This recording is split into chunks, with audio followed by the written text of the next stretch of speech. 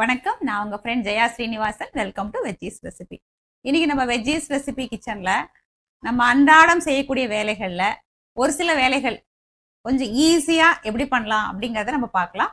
First time சேனலை பாக்குறீங்கன்னா please subscribe பண்ணுங்க. பெல் ஐக்கானை கிளிக் பண்ணி ஆல் ஆப்ஷன் கொடுத்துட்டீங்கன்னா நான் போடக்கூடிய எல்லா வீடியோஸும் குவிக்கா வந்து உங்களுக்கு ரீச் ஆகும். வாங்க ஈஸியா எப்படி பண்றது பார்க்கலாம். டெய்லி நம்ம வீட்டுல நிறைய கிளீனிங் பண்ணிட்டே இருப்போம் இல்லையா? அதுல ஒரு சில கிளீனிங் நமக்கு கொஞ்சம் கஷ்டமா இருக்கும். அந்த மாதிரி கிளீனிங் வந்து எப்படி ஈஸியா பண்ணலாம் அப்படிங்கிற சில டிப்ஸோட நம்ம இன்னைக்கு பார்க்கலாம் வாங்க. நம்ம வீட்டுல வந்து ஃப்ரிட்ஜுக்கு அடியில, வாஷிங் மிஷின் அடியில, அந்த மாதிரி சோஃபா கடியில வந்து சின்ன சின்ன கேப்ஸ் இருக்கும் பாருங்க. அந்த இடத்துல வந்து நமக்கு வந்து பெருக்கலாம் அப்படின்னாலும் அந்த விளக்குமாறும் உள்ள போகாது, தொடக்கலானாலும் மாபும் உள்ள போகாது. அது கிளீன் பண்ணணும், அந்த பொருள் நகர்த்திட்டு தான் நம்ம கிளீன் பண்ற மாதிரி இருக்கும். ஆனா அது வெயிட்டான பொருளா இருந்தா நம்மளால நகர்த்த முடியாது. அந்த இடத்துல அந்த பொருள் நகர்த்தாம சின்ன கேப்பா இருந்தாலும் இன்டுக்கா இருந்தாலும் எப்படி ஈஸியா அதுல பெருக்கி துடைக்கலாம் அப்படிங்கறத அன்னைக்கு உங்களோட ஷேர் பண்ண போறேன். இந்த சின்ன சின்ன கேப்ஸ் இருக்கு இல்லையா, அது கிளீன் பண்றதுக்கு இந்த மாதிரி ஒரு ஹேங்கர் எடுத்துக்கோங்க. இதுவோ ஸ்டீல் ஏதோ ஒரு ஹேங்கர் எடுத்துக்கோங்க. இப்ப நம்ம கிட்ட இந்த மாதிரி பழைய சாக்ஸ் இருக்கும் இல்லையா, அதை வந்து இந்த மாதிரி ஒரு சைட்ல ஃபுல்லா இந்த மாதிரி போட்டுக்கோங்க. இப்ப ஃப்ரிட்ஜ் பாத்தீங்களா, இந்த சின்ன கேப் இருக்கு இல்லையா, இந்த கேப்ல வந்து எனக்கு விளக்கமாறும் போகாது, பெருக்க முடியாது, டஸ்ட் எதுவும் பெருக்க முடியாது, துடைக்கவும் முடியாது, மாப்பும் உள்ள போகாது. இப்ப இந்த இடத்த எப்படி கிளீன் பண்றது அப்படிங்கறத நம்ம பார்க்கலாம். பாருங்க, இந்த மாதிரி நான் காமிச்சேன் இல்லையா, ஹேங்கர்ல வந்து மாதிரி ஒரு சைடு சாக்ஸ் இப்படி நுழைச்சிட்டோம் அப்படின்னா இதை அப்படி உள்ள விட்டு இப்படி நல்ல ஒரு லெங்க் உள்ள போகும் பாருங்க. இந்த அளவுக்கு நல்ல உள்ள போகும். போனதுக்கு அப்புறம் இப்படி வெளியில அப்படி தள்ளிட்டீங்கன்னா உள்ள இருக்கிற தூசி ஃபுல்லா அப்படி நீட்டா வெளியில வந்துடும். இந்த மாதிரி நான் டெய்லியே வந்து இப்படி பெருக்கிடுவேன். பெருக்கும் போது அதுல இருக்கிற தூசியும் வந்து இதுல ஒட்டிடும். வேற எதுவும் குப்பை ஏதாவது இருந்தா கூட அது எப்படி வெளியில வந்துடும். இந்த மாதிரி நம்ம பெருக்கிடலாம். இப்போ இதே மாதிரி சின்ன இடுக்கான இடத்துல எப்படி நம்ம வந்து துடைக்கிறது, மாப் பண்றது அப்படிங்கறத பார்க்கலாம். இதே மெத்தட் தான். இந்த சாக்ஸ் இருக்கு இல்லையா, இது வந்து நான் ஈரம் பண்ணிருக்கேன். ஈரம் பண்ணி புழிஞ்சிட்டு இதே மாதிரி மாட்டிட்டு இப்ப பாருங்க இப்படி உள்ள விட்டு நல்லா அப்படி பண்ணிட்டோம்னு வச்சுக்கோங்களேன், நீட்டா வந்து மாப் ஆயிடும். என்னைக்குமே வந்து எந்த இடுக்கு எந்த சின்ன சின்ன இடங்களை கூட நீங்க ஈஸியா அப்படி தொடச்சிடலாம். பாருங்க, அழுக்கு ஃபுல்லா வந்து நீட்டா இதுல வந்துடும். ஃப்ரிட்ஜு கடியில எப்பயுமே கிளீனாவே இருக்கும்.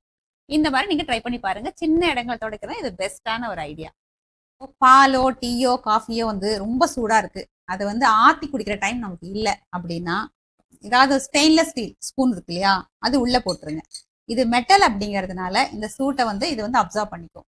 அப்போ இந்த பாலோ டீயோ காஃபியோ சீக்கிரம் வந்து நம்ம குடிக்கிற சூடுக்கு வந்துடும்.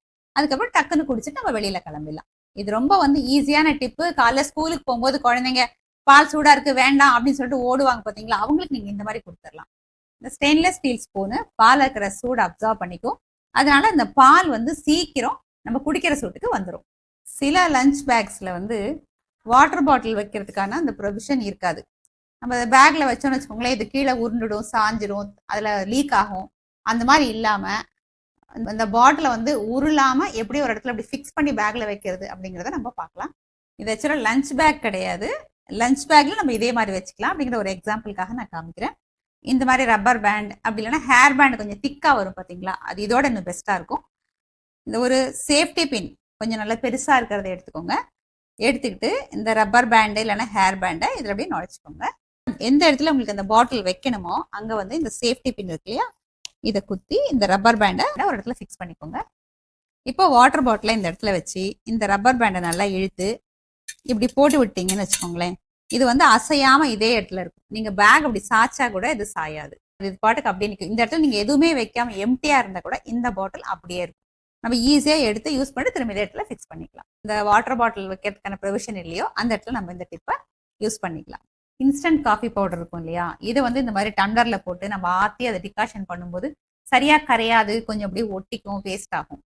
அந்த மாதிரி இல்லாம இந்த மெத்தட் நம்ம ட்ரை பண்ணி பாருங்க. நம்ம காஃபிக்கு சுகர் போட்டுப்போம் இல்லையா, அது மாதிரி சுகர் நான் இதில் ஆட் பண்ணிக்கிறேன். இன்ஸ்டன்ட் காஃபி பவுடரையும் இந்த மாதிரி பாட்டிலில் போட்டுக்கலாம். வெது வெதுப்பான தண்ணியை கொஞ்சம் இதில் ஆட் பண்ணிக்கலாம். ஒரு மூடியை போட்டு நல்லா மூடிட்டு இப்படி நல்லா ஷேக் பண்ணோன்னு வச்சுக்கோங்களேன், இந்த டிகாஷன் வந்து நல்லா கரைஞ்சிரும். நுர பாருங்க, ஃபுல்லாக ஃபோம் வந்துடும். இதில் நம்ம காஃபி கலந்தோம் அப்படின்னா நல்ல ஸ்ட்ராங்கான காஃபி, நல்ல நுரையோட சூப்பராக இருக்கும். இந்த மாதிரி ஸ்பூனு ஃபோர்க்கு கரண்டி இது எல்லாத்துலேயுமே வந்து நம்ம ரெகுலராக நல்லா தேய்ச்சா கூட இந்த மாதிரி பாருங்க, இதுல லைன்ஸ் இருக்கு, இதெல்லாம் டிசைன் பூ போட்டிருக்கு, ஃபோர்க்ல வந்து இந்த மாதிரி கேப் இருக்கு, இதுல எல்லாம் வந்து அழுக்கு செய்யணும். இதை வந்து கையால் கொஞ்சம் கூட தேய்க்காம ஈஸியாக அப்படி க்ளீன் பண்ணுறதுன்னு பார்க்கலாம். ஒரு பவுல் எடுத்துட்டு அதில் வந்து சுடு தண்ணி ஆட் பண்ணிக்கலாம். இந்த மாதிரி ஃபாயில் பேப்பர் ஏதாவது எடுத்துக்கோங்க. சின்ன சின்ன பீசஸாக கட் பண்ணி இப்படி உருட்டி இந்த தண்ணியில் போட்டுக்கலாம். இந்த மாதிரி எல்லாத்தையும் சின்ன சின்னதாக கட் பண்ணி இந்த மாதிரி உருட்டி தண்ணிக்குள்ளே போட்டுக்கலாம்.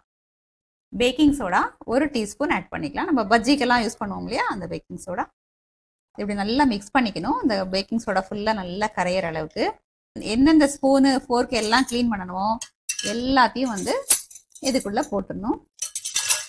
பெரிய பவுலாக இருந்தால் நீங்கள் கரண்டி அந்த மாதிரி கூட போட்டுக்கலாம். சின்ன சின்ன பிளேட்ஸு, கார்விங் உள்ள டிசைன்ஸ் உள்ளது எல்லாமே வந்து இதில் போட்டுட்டு ஒரு 5 நிமிஷம் கழித்து இதை நம்ம எடுத்துக்கலாம். 5 நிமிஷம் ஆயாச்சு. எந்த அளவுக்கு க்ளீனாக இருக்குன்னு பார்க்கலாம்.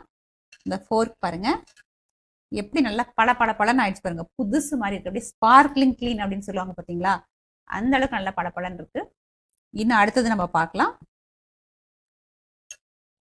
ஸ்பூன் பாருங்க, நான் ரெகுலராக டெய்லி யூஸ் பண்ணுறது தான், ரஃப் யூஸ் ஆகிற ஸ்பூன் தான். இருந்தாலும் இந்த மாதிரி நம்ம க்ளீன் பண்ணும்போது நான் கொஞ்சம் கூட ரப் பண்ணலை, தேய்க்கலை, எதுவுமே பண்ணலை. தானாகவே பார்த்தீங்கன்னா அப்படியே சில்வர் மாதிரி இருக்குது, வெள்ளி ஸ்பூன் மாதிரி இருக்குது. அந்த அளவுக்கு நல்லா பளபளன்னு ஆயிடுச்சு. பேக் சைடும் பாருங்கள் எப்படி பளபளன்னு இருக்குது. இந்த ஃபோர்க் பாருங்கள், கீழே ஃபுல்லாக கோடாக லைன்ஸ் இருக்குது. இதில் ஃபுல்லாக அழுக்கு கண்டிப்பாக படியும் இல்லையா நம்ம யூஸ் பண்ணும்போது. எந்த அளவு க்ளீன் ஆகிடுச்சு, அப்படியே பளபளன்னு இருக்குது பாருங்கள். இந்த மெத்தடில் கார்விங் இருக்கிற இந்த மாதிரி கோடு இருக்கிற நம்ம ரஃப் யூஸ் பண்ணக்கூடிய சின்ன கப்பு, பாத்திரம், தட்டு, கரண்டி, ஸ்பூன் எது வேணாலும் சரி நம்ம வந்து ஈஸியாக கொஞ்சம் கூட கையால் தேய்க்காமல் க்ளீன் பண்ணிடலாம். இப்போ நம்ம ஸ்பூனு ஃபோர்க் எல்லாமே நல்லா க்ளீன் ஆகிடுச்சு இல்லையா, இதை வந்து நல்ல தண்ணியில் ஒரு தடவை வாஷ் பண்ணிவிட்டு நல்ல துணியால் துடைச்சிட்டு நம்ம ஸ்டோர் பண்ணி வச்சுக்கலாம். நம்ம இன்னைக்கு பார்த்த டிப்ஸ் எல்லாமே வந்து ஈஸியாக க்ளீன் பண்ணுறதுக்கும் உங்களுக்கு ஹெல்ப்ஃபுல்லாக இருந்திருக்கும். அதே நேரம் டைமும் சேவ் ஆகிருக்கும். மற்றபடி எல்லா டிப்ஸுமே ரொம்ப யூஸ்ஃபுல்லான டிப்ஸு. இந்த டிப்ஸை வந்து நீங்கள் ட்ரை பண்ணி பாருங்கள். எப்படி இருந்ததுன்னு கமெண்ட்டை சொல்லுங்கள். லைக் பண்ணுங்கள், உங்கள் ஃப்ரெண்ட்ஸ் அண்ட் ஃபேமிலியோட ஷேர் பண்ணுங்கள். புது ரெசிபியோட நாளைக்கு நான் உங்களை மீட் பண்ணுறேன். தேங்க்ஸ் ஃபார் வாட்சிங்.